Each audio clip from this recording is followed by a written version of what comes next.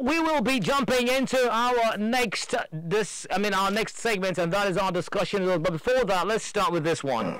Well, friendship is very, very important to me. Let me tell you, bro, friendship can enrich your life in many ways. Good friend teaches you about yourself and challenge you to do more, even better. I was having this, my friend. He was so good to me. This guy, there was a day I told him that I'm having a problem because I was quiet that day. And this guy came to me and I was quiet. He said, "Oh, Habib, why are you quiet like that?" I said, "No, Charlie. My school fees so, and I have nowhere to go to. So that's just my problem right now." This guy, do you know what? This guy gave me the money, 2,600 to go and pay my school fees. Just imagine this. I can't forget this, bro. I can't forget this. So friendship is very, very important. Very, very important to me. Guaragabo.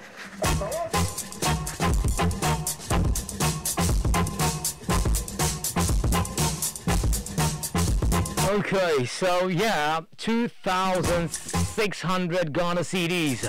That's approximately $435. His friend actually gave him that money to go pay his fees. But yeah, well, before I engage my colleague Hafiz, so the International Day of Friendship was proclaimed in 2011 by the United Nations General Assembly with the idea that friendship between people, countries, cultures, and individuals can inspire peace, efforts, and build bridges between communities. Now, the resolution places emphasis on involving young people as future leaders in community activities that include different cultures and promote international understanding and respect for diversity. So, yeah, Hafiz sees it right here. Let's begin with talks. Hafiz. Barry, how are you? I'm well. Have you ever had anything like $400, from a friend? I wish. Or ever had a support that is worth that amount or more? I've had more, if I should say, but really, out of friendship? Yeah. Wow. But not monetary. Yes. Not monetary. Yes. Right. In terms of the sort of support that you want, and when you find yourself in a very tough position, I mean, you have a friend bail you out. I mean, exactly. Yeah. You can't quantify that. Exactly. But today's International Friendship Day, and of course, per what the United Nations is saying, it's not just about you and me; it's about countries, communities, cultures, and basically to promote peace. And how the involvement of the youth, being the future, leaders in activities that include different cultures and promotes international understanding and respect for diversity as well. So, I mean, when you're friends with one another, when you have that rapport, that good relationship with someone, I think it brings other things to the table as well. It brings the easiness of bringing proposals of what you can do to develop yourselves and the community, the society at large, and what have you. So I think it's a very important day to mark. Yeah, it highlights the fact that we are all one, irrespective of our geographical and social and economic differences. At the end of the day, at the core of it all, we are one. We need to connect, and I think that's what the whole thing is about. And for anybody, I mean, there's a saying that no man is an island, and that couldn't be more truer. Because at the end of the day, you can't do it all. Yes. Yep. You would need the support. You'll need a support system, and right from the family, someone said, friends are the family you choose for yourself. I mean, there are no truer words spoken.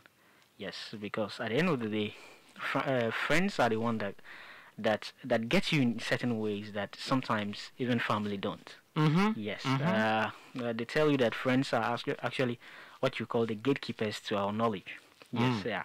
Yes. Because at the end of the day, whatever idea you come up with, whatever situation you find yourself in, You want to run it through them? yes, if it's an idea, you bounce it off a particular friend. Yeah. Yes, they tell you, show me your friend, and I will tell you who you are. exactly. Someone say, show your character anyway. So basically, that's how much friends influence our behavior and influence the way we live as a people. So generally, I mean, the influence of friends in our daily lives cannot be underestimated. Absolutely. Yes, and that's why I mean, you need to be careful even the sort of people you are around, you associate yourself. around yourself, because at the end of the day, they influence you consciously and unconsciously. Yes, you pick up certain habits of people you stick around with.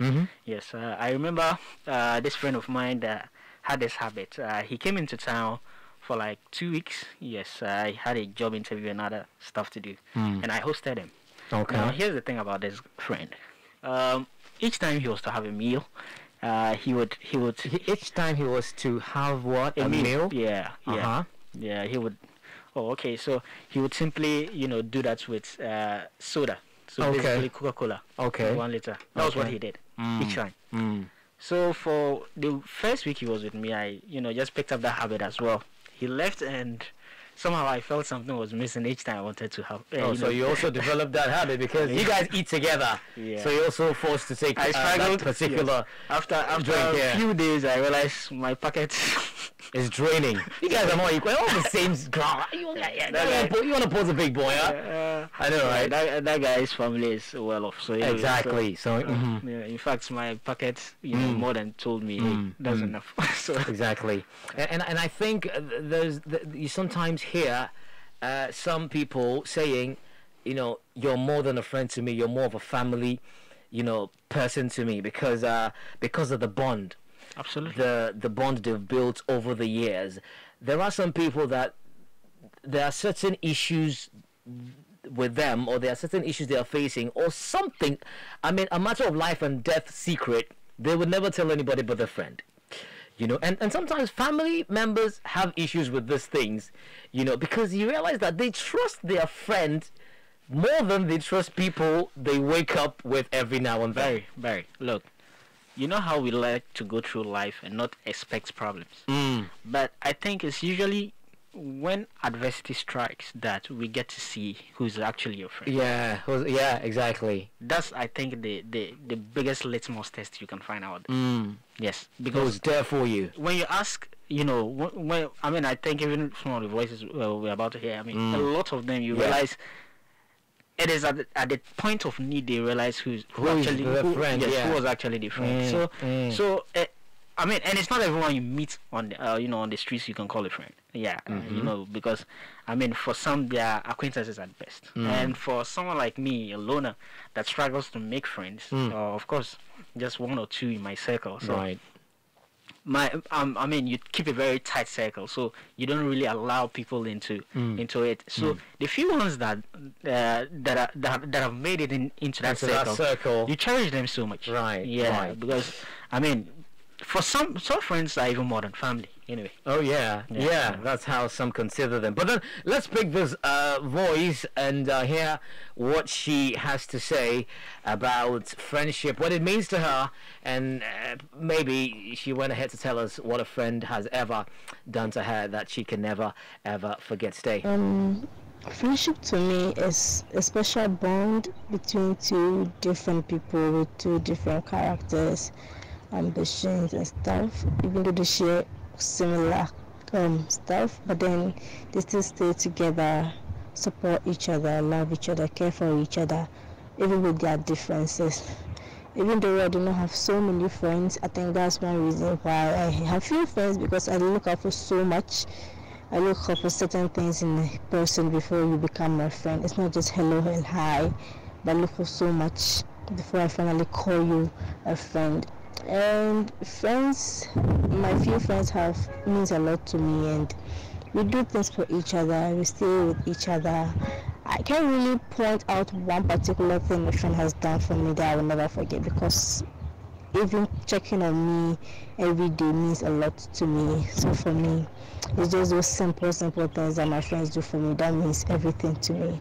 But not singling out just one thing they've done for me, because loving me amidst all the other friends they have means the world to me. Yeah, so kudos to every friend out there, true friend actually. Ine ndiwa kwa Africa ndipo ndimanyadira kwambiri ndizosangalatsa. I wish I understood what this lady said. Yeah, Bailey, but that's the diversity right there. But yeah, another one, you know, talked about, gave her own definition of friendship, and, the interesting part about this particular one is that she can't really pinpoint what a friend has done to her that she can never forget. That's really good. But I like the fact that she appreciates those little things. You know, you appreciate those little, because we have people who would say, you call yourself my friend, what have you done for me? Exactly. You know, it's a weird thing to say. Almost like they're keeping scores. Hey, because honestly, if you ask me that question, what can you tell a friend has done for you that, I honestly can't remember anything. Me too. All I know is that I have a best friend I can call on at any point in time. Yes. Yeah. That's it. Because we don't judge things or people per a particular thing they've done at a point in time. For all you know, maybe at that time they had something to blow, money to blow, so let's blow it all together. And you think, oh, all bills on me, you know. Or it's kind of like, okay, I did this to you, okay, and now the person is actually looking for a payback. Not necessarily say a payback, but they want you to do something that actually cancels what they did to you earlier. Even with friends and money involved. I mean, there are some friends I would ask for help, monetary support, and I won't pay back. And we are good. There are that kind of friends. They also call me, oh, Hafiz, I need this, and I give it to them, and that's it. Without thinking about a return or something. Yeah. Right. And I think I was listening to. I don't remember who, but this interesting. I think it was the same one actually about a hack to basically making friends. And the advice was that if you're making friends, usually make the opposite of your own personality. Okay. Yes. Right. There's some truth to the saying that opposites attract. But here's the thing. Now, if you're someone that is quiet and laid back, okay, the hack is that make a friend or keep someone around that is more, more into your face, more agile, more, out there. Yeah. And if you are more giddy, that kind of thing. Get a laid back person. It helps to have someone that is more laid back. Because here's the thing. You remember how I talked about, bouncing your ideas off your friend. Now, imagine you conceive an idea and you are the, let's sit back, lay back, and then analyze issue kind of person.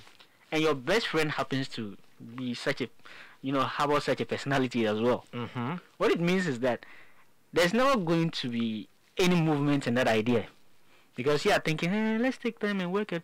Then you bounce it off a particular friend, he's also, let's take time and work it. Then the idea never manifests. Yeah, it'll stay where it is. Because you are both cowards. Yeah. So that's what it is. Yes. Really? Oh, that's it. That's what it means. Everybody is just taking their time. Because there are friends that you immediately tell them they agree with you. They're like, yes, you do it. Yeah. They probably would be the ones waking you up. Actually, I know. I get that vibe. I mean, you get a friend and you tell them, and you see, there's this part of friendship that you say something to them and they agree with you.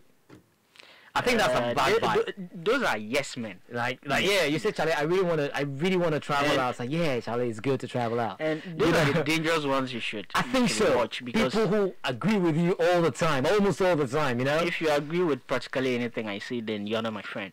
Yes, a friend should challenge.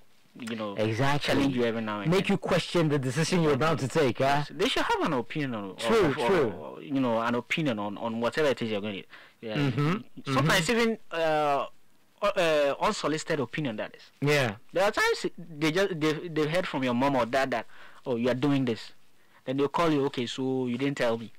Okay, I want you to do this and that, or consider this. Yeah. You didn't ask for it. And the parts where good friends actually disagree over something that one actually thinks it's detrimental to the other, and then they disagree, go and even quarrel, go for days, months without talk. I think that kind of friendship is something that we need in our life, When I talk about my best friend, now here's the thing, you just hit a chord with me. Right. I think there was this time we had a misunderstanding. And here's the thing, we share the same room. Oh. Back at the university. So you guys need padlock to your mouth then, but the feeling was just terrible. Like, this is my friend, I want to talk to him. But somehow... That's pride. Everybody put in the... We're both mad about something, so we're not speaking to each other. Right. So... For how long did that take? For, I think like 2 days. It started on a Thursday. Right. Went to Friday. And then Saturday. And on a Saturday, thankfully, we're both football fans. Crazy football fans. The same team? Same team. Right. I mean, we mirror each other a lot. So I think we went our separate ways to go watch the game. Because I knew he was watching the game. But usually we would go together. But because we weren't on speaking times, we went our separate ways to go watch it. Then after watching the game, usually we come in, we're like, Charlie, go by the way, he's got to go. So we do our own analysis. Right. So I think after watching the game, we came back home. And I was still there just, pacing up and down, just looking for an opening to start a conversation because I really needed to get certain parts of the game out. So the fun part. Yes. And he's the best person there. Interestingly, you're also looking for such an opening. Right. And I don't know, then all of a sudden I turned out like, nah, look, forget this. Hey, they were like, guy, have you seen the game? Yeah, I watched it then. That was it. Yeah, right. So football was like, that bridge. That bridge. Right. Yeah. But I really admire friendship that, would actually lead to people quarreling. Not the negative part of it, but the part where one is actually preventing you from doom.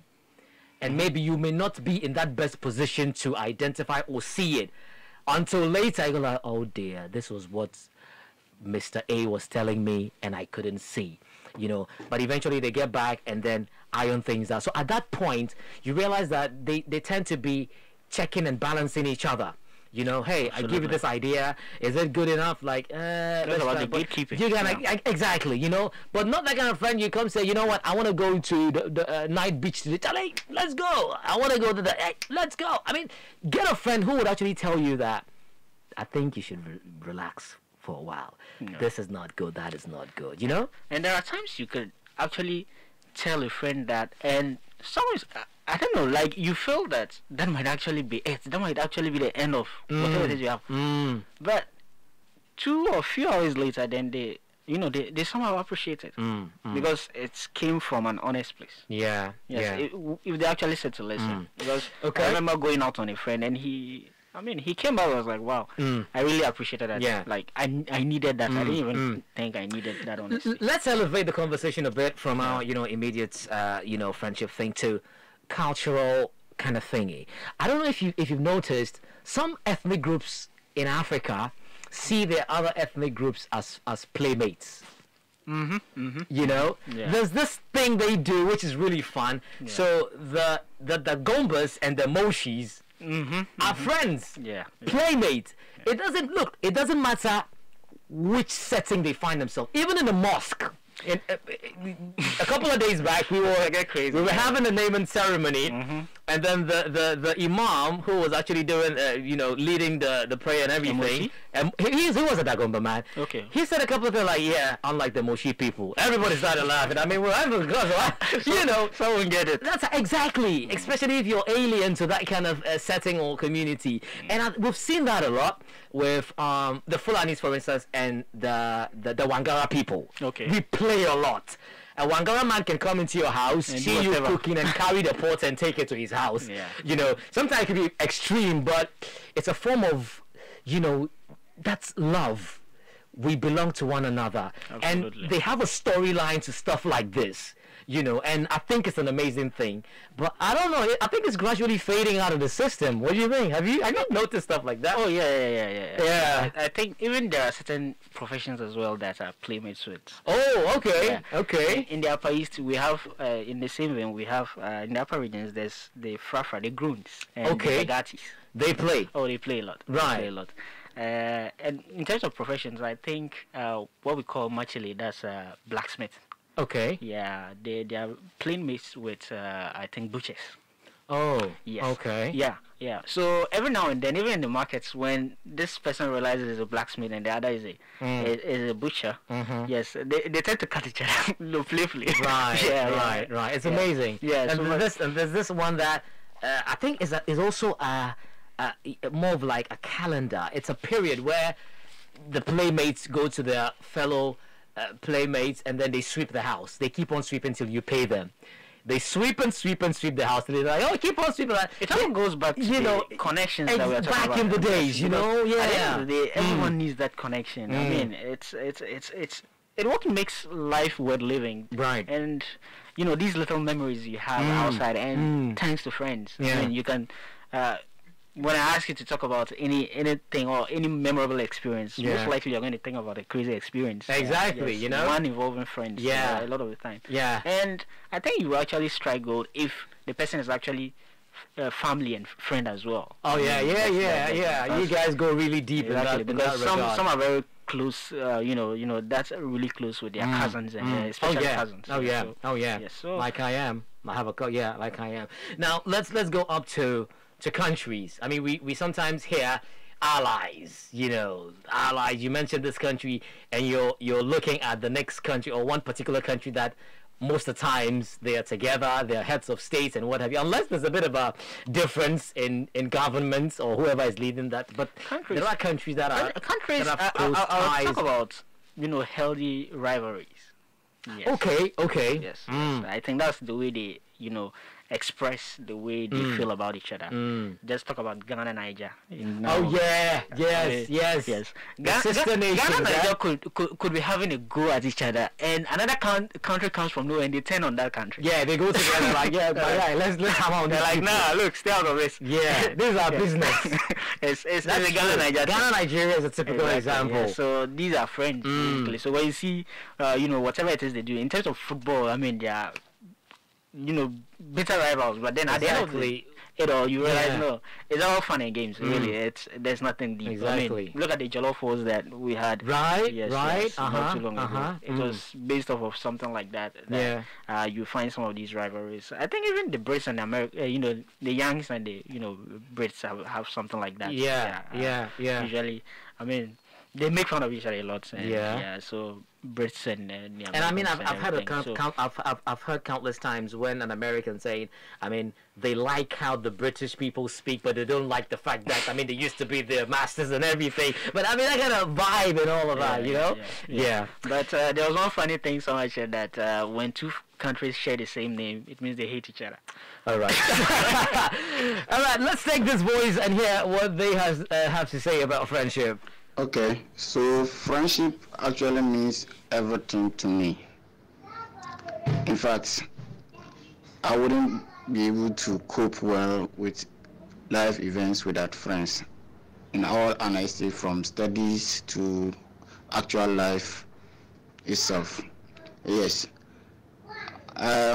One important friendship event that I can't forget about, especially during this adulthood, is the time when I was working with NIA, and then I almost traveled to very far places, and at some point I fell ill and then was hospitalized. So during this time, in fact, my friends sent me to the hospital when my condition was not getting better. I was sitting at home trying to cope, to be a gentleman with sickness. My friend suggested, no, we should go to the hospital, even though I had more health background than the person involved. But he cared so much that he felt that we should go to the hospital. He sent me to the hospital that night. And then after checking me, the doctor said, no, you have to sleep here. So I slept there. During the morning, by the day, I woke up to see my friend's wife by my side with breakfast. I was so happy to see that. Yes, because even before my cousin was there, I had people around me already. These were friends, and that was what I was blessed with by friendship. So I will forever remain grateful for friends who care so much. Yes, my friends care so much, and I'm grateful for that. Okay, friendship to me means having that one or two or three people that you could always count on and trust and be able to generally have a good vibe with, like have conversations, have, whether they're stupid or meaningful, you could always have a vibe with. I have got just a few friends, but the one thing that one of them did for me, which I can never forget, was when she surprised me on my birthday and took me out on a road trip. And on that road trip, I didn't have to pay for anything. She practically took care of me for 3 days, my accommodation and all that. And because of the kind of person I am, I like to sightsee and travel, and that meant a lot to me. Yeah. Yeah, friendship is a blessing from God. I see friendship as something that if you are so lucky and you are blessed with a genuine friend, then you should be very grateful to God. That's why the Gondes have a saying that a best of friendship is better than family tidings. If you have a best friend who can stand for you in everything. I had a friend, or I have a friend, because he's still my friend, who had to forgo his examination to save me when I was sick. And I can't forget this incident. So I see friendship as blessings from God. And every person, every individual, if given or if blessed with a friend that can stand for you in the times of difficulty, then you should be very grateful to God. Yes. Okay, so for me, I think ideal friendship should be built on compromise and reliability. It is for a reason why you strike acquaintance with someone, for you to be useful to each other as the days go by. So it is good that you have that mutual kind of interaction, mutual benefit. You can call on such a person to sort you on whatever the problem is. Likewise, you being available to such a person when the need arises. The need could be any form. And also, because we are not all the same, I have my deficiencies, and a friend also has his or her deficiencies. So we must be able to recognize this. It is not a must that our temperaments and behaviors, attitudes must align. No. This is what makes us unique. Let's recognize that. It should get to a point that I'm not so comfortable with this idea or this attitude, but then because of ABC, if I overlook this, the reason for maintaining the friendship far outweighs this attitude or attribute of this person that I don't like. So once we begin to acknowledge the differences, we would be in the better position to sacrifice our interest at a point in time to make sure we get moving so well. So with that, we would not have disappointments and a whole lot of issues in what we call friendship. I love Africa Global Radio. Ine ndi wako Africa ndipo ndimanyadira kwambiri ndizosangalatsa. Okay, another one, and I mean, Interesting. yeah, interesting stuff right there. Yeah. And one thing I noticed about friendship, I mean, everyone, is that, look, everyone has a vetting system. Yes, Whether you know it or you I don't. totally agree with that. Because I totally agree. You see, at the end of the day, there's a reason you meet someone for like 5 minutes and you hit it off. You guys click. You click, really. And there's a reason you meet someone. You would have known someone almost all your life, and you still will not call them your friend. Yeah, the most boring person. You just skip rhyming in your head every now. So you still will not call them your friend, right? Because for some reason they just don't make the cut. Just when subjected to your vetting system. So everyone has one, and I think, it's good you have something like that. Oh, yes, that's very true. At the end of the day, you're not going to meet strangers and start spilling your guts. Oh, look at this. Nobody does that. Nobody does that. So there's a reason you meet people and then you hold back on certain information. Some you can actually practically tell them anything. Let loose. Tell them. And there's this thing someone said to me some time ago. He said even the worst people have friends. He doesn't know why. You know, like you see this person to be a villain. Like, no, I don't like you, but he has a friend. That is well according to your system. He's this, he's that. Right. Doesn't mean. One man's meat is another man's poison. Exactly. Even the worst of people have friends. They have allies. Why would it be so? Everyone connects at some level. Exactly. That's the beautiful part of connection. Exactly. Everyone connects. Everyone connects, and it's an amazing experience, especially when you feel you have nowhere to turn, and somehow the friends you least expect, they're the ones that come true for you. And trust me, there are certain things that feeling. Friends would do that even your family members would never do. Absolutely. They would stand by you, go the extra mile with you, you know, towards be that rough times or good times. They are always by you, and you're like, this is even my friend. You're even my family. Look how you're telling me. I mean, we see it every now and then. Even in movies, but trust me, that's like a reflection of a reality. And you know, the funny thing is, when you go back to thinking about the best of friends you had, some you realize you never really even liked each other before you became friends. Yes, you guys really were at log, like you are enemies without even having a reason why. I remember being friends with this young lady, and we started off like that. We didn't like each other for some weird reason. We just couldn't stand each other, actually. And I think, sometimes that actually emanates from what you've heard people say about that person. Well, sometimes. Or maybe you just don't like the person. You don't like the person's face. I actually had that encounter. Like, I never liked you. Like, why? I don't know. It's like, me too.